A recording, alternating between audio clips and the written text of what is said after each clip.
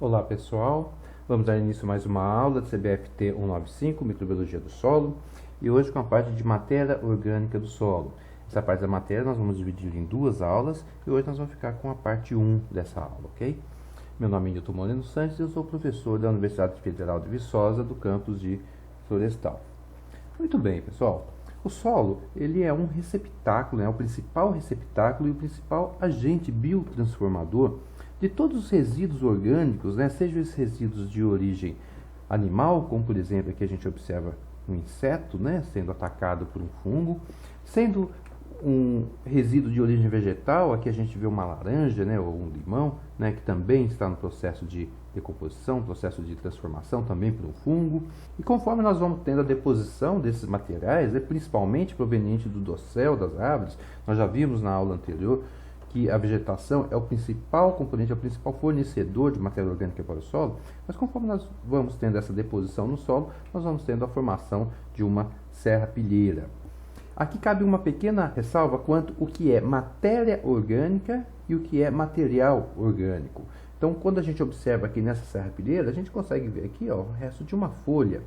Aqui, conforme eu falei, a gente vê que isso aqui é provavelmente uma laranja. Aqui, nesse caso, a gente observa claramente que nós temos um inseto, que está sendo tomado aqui por um fungo em processo de decomposição. Então, isso é o que nós chamamos de material orgânico. Nós conseguimos distinguir, nós conseguimos saber qual que é a origem daquele material. Agora, conforme nós vamos tendo a transformação desse material, conforme ele vai sendo degradado, vai chegar um ponto onde não é possível mais que a gente reconheça que tipo de material que é. Aqui, por exemplo, a gente tem um solo rico em matéria orgânica, só que essa matéria orgânica a gente não consegue mais distinguir qual que é a origem dela. Então existe uma homogeneidade aí desse material que foi depositado, que foi transformado e está presente no solo agora. Muito bem.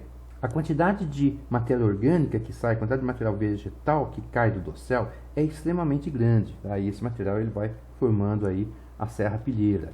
Então, se a gente pegar aqui, nós temos que, por ano, atingimos níveis de toneladas de material que vai sendo depositado aí por hectare. E desse material que está sendo depositado, existe uma quantidade muito grande de nutrientes. Por exemplo, nitrogênio, a gente tem aí entre 74 a 156 quilos por ano que vai sendo depositado, que vai sendo incorporado aí na serrapilheira. Fósforo, 1,4 a 4,1 kg por ano. Cálcio, 2 a 4,2 kg por ano. Magnésio, 1 a 27 kg por ano. Evidentemente que isso vai depender do tipo de local, o tipo de vegetação existente, o tipo de clima existente. Por exemplo, se nós pegamos uma floresta tropical, nós temos uma deposição de 10,5 megagramas, ou seja, de 10,5 toneladas por hectare por ano. Mas conforme a gente vai observar o que está incorporado no solo, então isso aqui é o que foi depositado, caiu lá da vegetação, mas o que é encontrado no solo é de 3,2 toneladas por ano. Ou seja, boa parte do material que cai, ele vai sendo decomposto, ele vai sendo transformado. Tá? Se a gente fizer uma relação aqui entre o que é depositado e o que vai ficar incorporado, a gente encontra uma taxa, um coeficiente de desaparecimento desse material, que é o chamado de K, de 3,3. Já quando nós pegamos uma floresta temperada, a gente vê, por exemplo, que a deposição é de 4 toneladas por hectare por ano. Mas quando observamos a matéria orgânica no solo, nós temos um valor aí de 8,4 toneladas por hectare. Ou seja, a quantidade de matéria orgânica no solo aqui, ela dobrou em relação ao que foi depositado. Nós temos um coeficiente de desaparecimento de meio. Ou seja, a taxa de transformação, a taxa de desaparecimento, a taxa de mineralização desse material é extremamente baixa. Isso para uma floresta temperada. Então, nós temos variações extremamente grandes entre taxas de decomposição de acordo com o tipo de clima, de acordo com o tipo de vegetação existente e principalmente de acordo com o tipo de microbiota e outros organismos existentes nesse solo. Muito bem, esse tipo de variação que ocorre de acordo com o tipo de floresta, conforme nós vimos, elas ocorrem em função da vegetação, principalmente de espécie dominante e das condições do ecossistema. Existem inúmeros outros tipos de materiais orgânicos que eles são depositados no solo. e aí eles são transformados na superfície, ou então eles vão sendo incorporados aí na matriz do solo, né? Então eles passam a fazer parte do perfil do solo. E eles vão constituir tipicamente o que nós chamamos propriamente dito de matéria orgânica do solo. Esses materiais vegetais são componentes extremamente importantes de determinados ecossistemas. E aí a natureza de cada um deles é extremamente variada, né? Vai depender do tipo de vegetação existente principalmente. E é não só variado, mas também é muito complexo. Aí o que constitui esse material? A gente tem aí principalmente celulose, né, que é a grande maioria da constituição aí da nossa serrapilheira, desse material que está sendo incorporado aí na matriz do solo. Celulose, ela corresponde aí de 20 a 50% da quantidade de matéria que vai sendo depositada.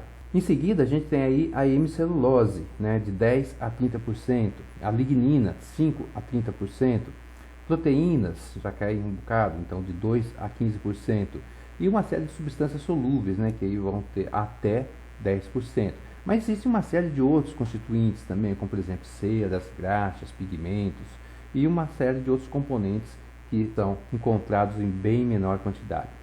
Esses componentes eles vão sofrendo diferentes tipos de alteração aí com o passar do tempo. Alguns sofrem alterações mais rápidas, outros sofrem alterações mais demoradas.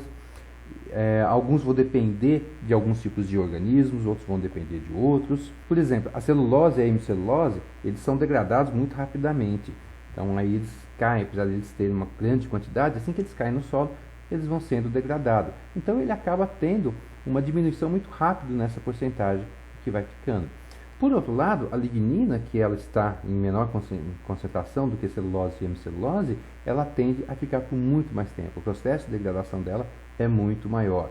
Esse tipo de substância que demanda maior tempo para ser eliminada ou para ser degradada é o que nós chamamos de substância recalcitrante ou de recalcitrância. Um outro tipo de substância recalcitrante, além da lignina, são diferentes tipos de proteínas. Enquanto os teores de celulose e de celulose no solo geralmente são menores do que 10%, o de lignina atinge 45% e o de proteína até 30%. Então veja bem, aquilo que cai no solo não é necessariamente aquilo que vai estar incorporado no solo. Isso vai depender muito da taxa de degradação dessas substâncias. Algumas degradando muito rapidamente, outras degradando bem mais lentamente. Tá?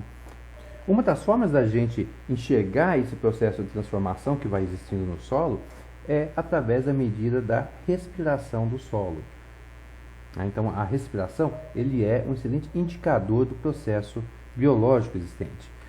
Então, o que representa a respiração do solo? Ela vai representar a atividade de diferentes tipos de organismos, principalmente a atividade microbiana, mas também a atividade de invertebrados e também a atividade das raízes, né, das plantas que estão lá.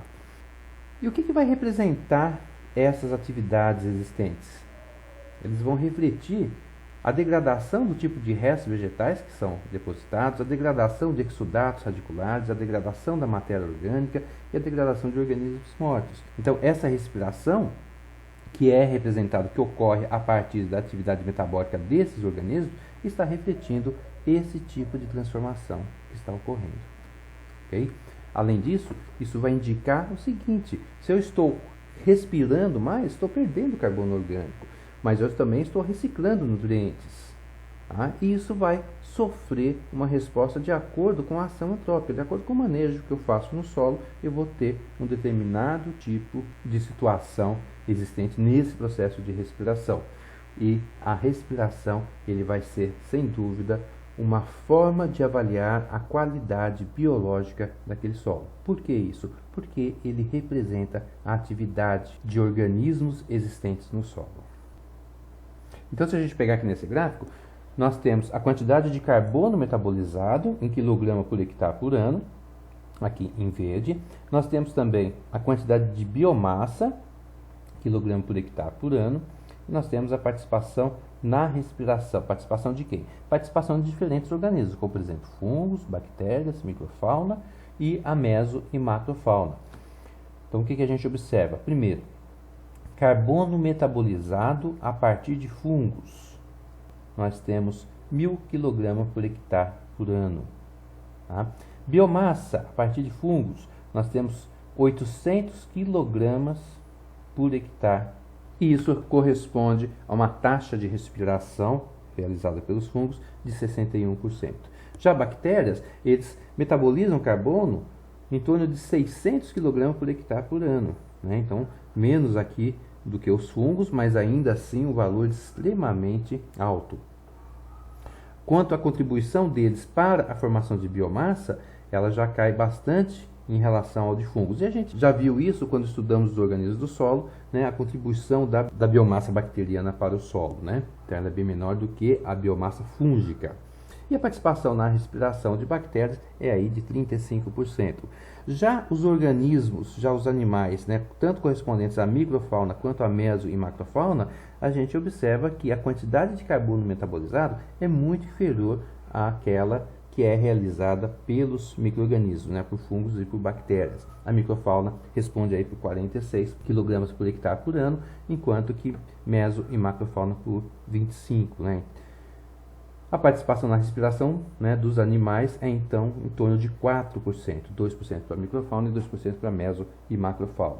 Então, a principal taxa de respiração do solo é, sem dúvida, a partir de micro-organismos, em especial os fungos e as bactérias em segundo lugar aí, ok? Muito bem. Mas quem são os organismos envolvidos aí nessa decomposição da matéria orgânica? Então, nesse gráfico nós observamos, né, que nós temos micro-organismos, mas nós temos também outros tipos de organismos, né? Também temos animais envolvidos no processo da respiração. Então, eles também devem estar envolvidos no processo de degradação. Então, a gente pode separar esses organismos em dois tipos básicos, os chamados trituradores e os decompositores. Originalmente, assim que a matéria orgânica, assim que o material orgânico cai no solo, né, então lá naquele momento fazendo parte da serrapilheira, a primeira coisa que nós vamos ter é a diminuição do tamanho dessas partículas, né, desse material, que será realizada através dos organismos denominados de trituradores, que são os coleópteros, que são ácaros, que são crustáceos, lepidópteros, formigas, miliápodos e quilópodos. Conforme a gente vai tendo a redução do tamanho dessas partículas, aí a gente já tem outros organismos que podem iniciar também o seu trabalho. E aí a gente vai ter não apenas trituradores, mas a gente tem também alguns decompositores. Então a gente já começa um ataque microbiano inicial. Então, além daqueles trituradores que nós vimos, a gente também vai ter dípteros, vamos ter enquitríqueos, fungos, bactérias e actinomicetos também já fazem parte aqui desse ataque inicial. Mas conforme esse material vai sendo transformado, outros organismos conseguem passar a utilizar. A gente vai ter ainda a ação de alguns trituradores, mas agora eles estão em menor quantidade do que aqueles decompositores. Então nós temos agora um ataque microbiano intermediário, que ele vai ter como carro-chefe aí os fungos, né, responsável por esse ataque. Depois as bactérias, os actinomicetos, mas também alguns trituradores ainda envolvidos aqui, né?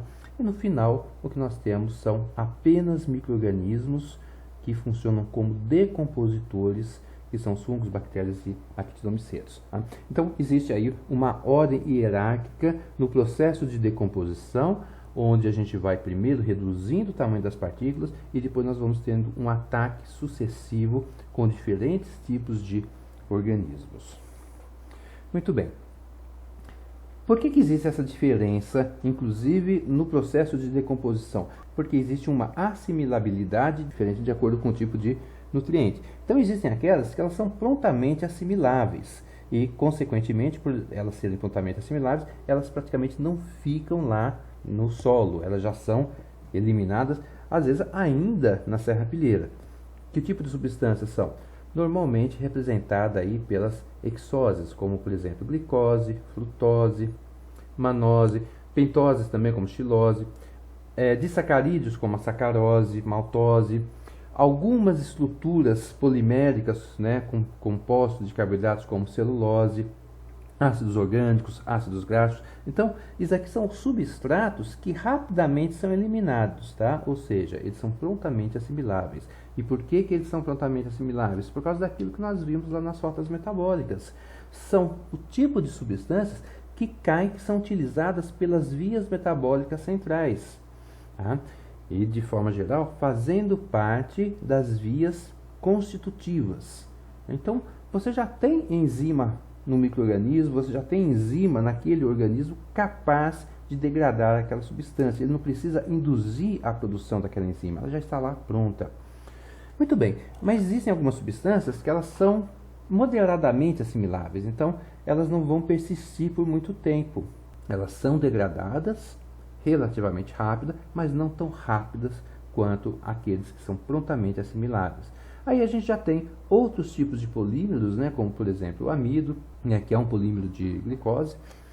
A gente pode ter o glicogênio também, né, que é um polímero animal, também encontrado em fungos, hemicelulose, ácidos urônicos, pectina, lipídios, né, de diferentes graus de complexidade, complexos de glicerol, outros ácidos graxos, peptídeos, né, proteínas não queratinizadas. Então aqui a gente já tem alguns tipos de substâncias que muitas vezes exigem a produção, a síntese de alguma enzima que não está prontamente disponível para o organismo. Então isso demanda tempo. Se demanda tempo para produzir aquela enzima, demanda tempo também para que ele seja assimilado, para que ele seja degradado. E nós temos ainda aquelas substâncias que têm uma assimilação extremamente lenta, né?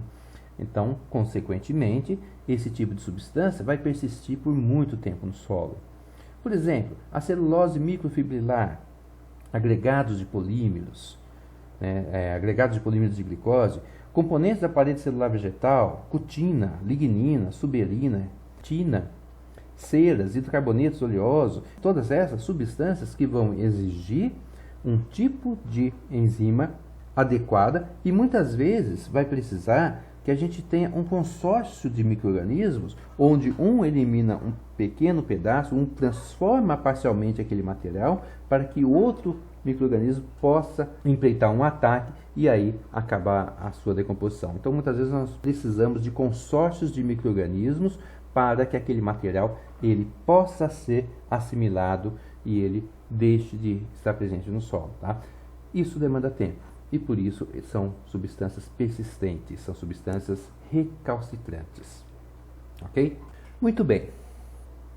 Uma coisa que a gente observa é que existe uma certa hierarquia no processo de decomposição.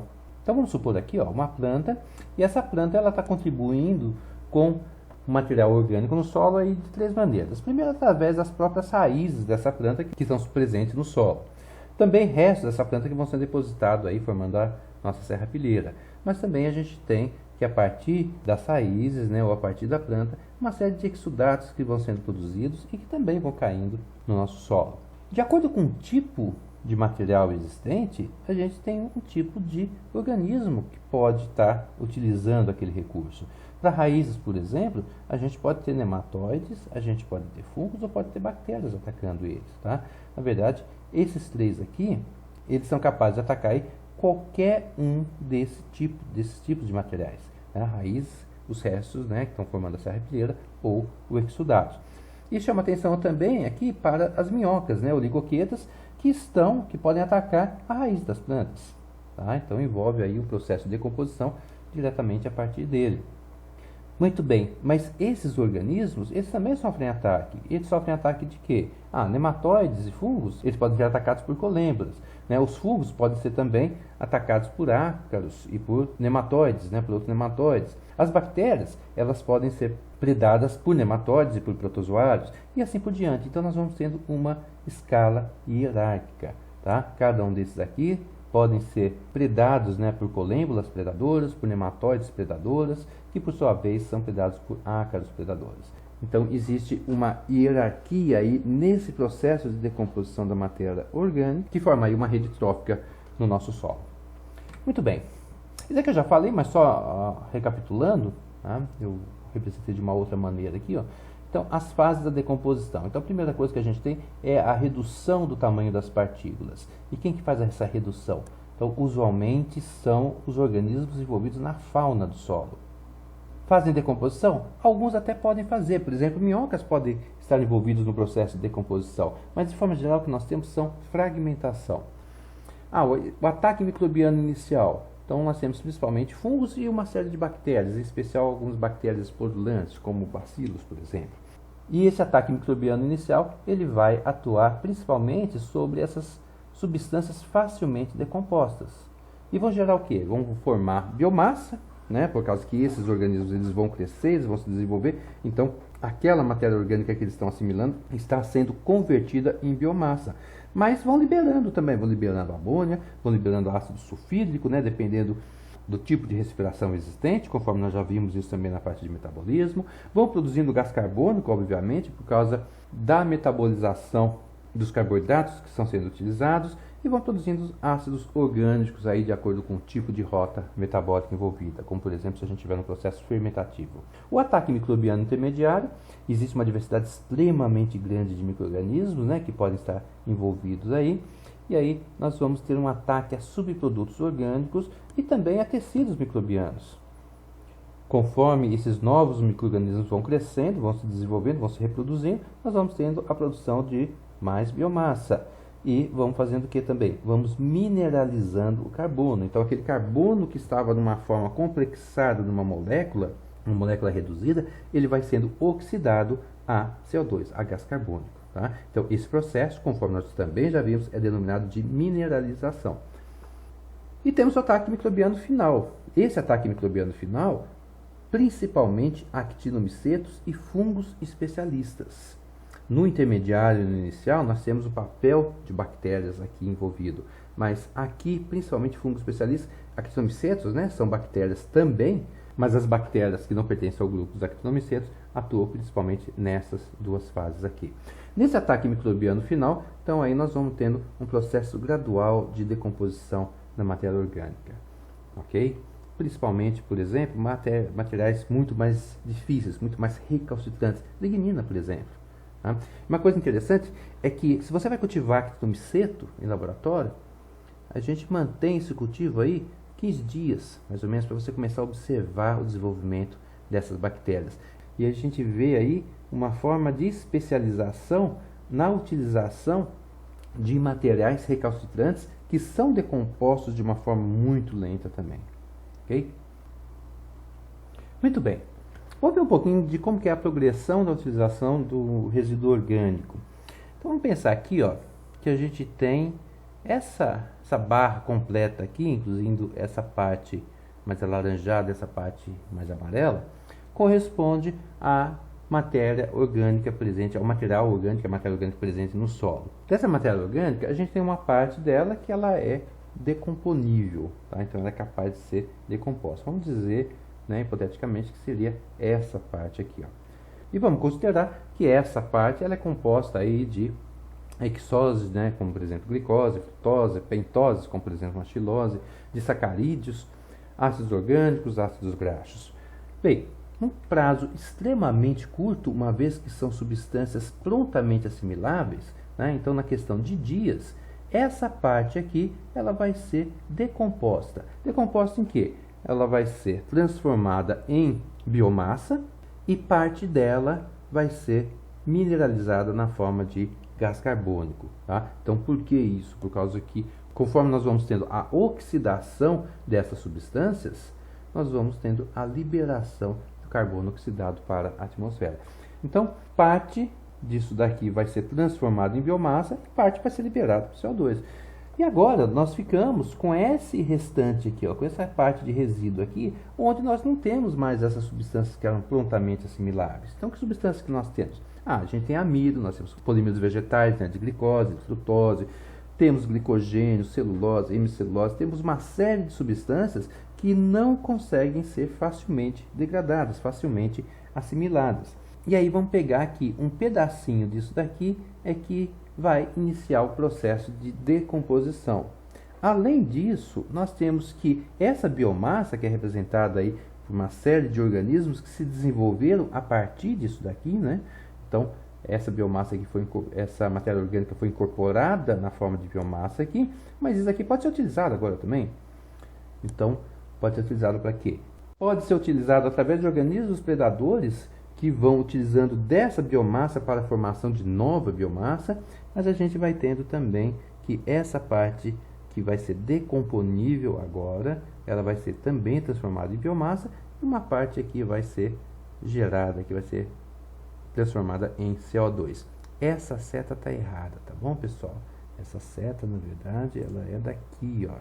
Vamos fazer aqui, ó. Ela é daqui, ó. Opa. Ok? Então, o que nós temos? nós temos que essa biomassa, conforme ela vai consumindo essa substância, ela vai liberando CO2. Isso daqui, essa setinha está errada, ok? Muito bem, mas isso daqui que ficou aqui no solo, agora a seta está certa. Isso aqui que ficou no solo agora, né, o que sobrou aqui, ó, uma parte, ela consegue ainda ser metabolizada, né, então seria essa partezinha aqui de baixo, uma série de peptídeos, proteínas não queratinizadas, né, então ela vai sendo transformada em biomassa e durante esse processo uma parte vai sendo oxidada na forma de gás carbônico, que vai ser liberado para a atmosfera. Da biomassa existente, novamente, parte dela vai se transformar em novos micro-organismos através do processo de multiplicação, ou porque eles estão sendo predados por outros organismos, né, que estão surgindo, e durante esse processo nós vamos tendo a transformação em CO2. Então, a mineralização do carbono que estava imobilizado em uma molécula orgânica, agora está sendo liberado aqui para a atmosfera. E o que vai sobrar? Sobrou aqui material mais resistente, celulose, agregados de polímeros, de glicose, componentes da parede celular vegetal, cutina, lignina, subserina, quitina, queratina, uma série de ceras, uma série de hidrocarbonetos oleosos que são difíceis, que são recalcitrantes, né? Que são extremamente difíceis de serem degradados. Mas não quer dizer que não sejam degradados, são degradados sim, tá? Mas por um tempo muito maior. Então nós vamos levar aí vários meses para que isso possa ser degradado. E ele sendo degradado, a mesma situação novamente. Nós vamos ter que parte daquilo, ele vai ser transformado em biomassa, parte daquilo ele vai sendo mineralizado na forma de gás carbônico. E a biomassa que tinha sido formada aqui vai se transformar em novas biomassas e parte vai sendo mineralizado em CO2. O que nós temos no final? No final nós temos humus. Nós temos aquela parte da matéria orgânica que não está prontamente disponível. Nós temos uma série de substâncias extremamente recalcitrantes que são extremamente importantes para a questão da qualidade do solo e que nós vamos ver a partir da nossa próxima aula, onde vamos desenvolver a parte 2 sobre matéria orgânica no solo. Pessoal, muito obrigado e até a próxima.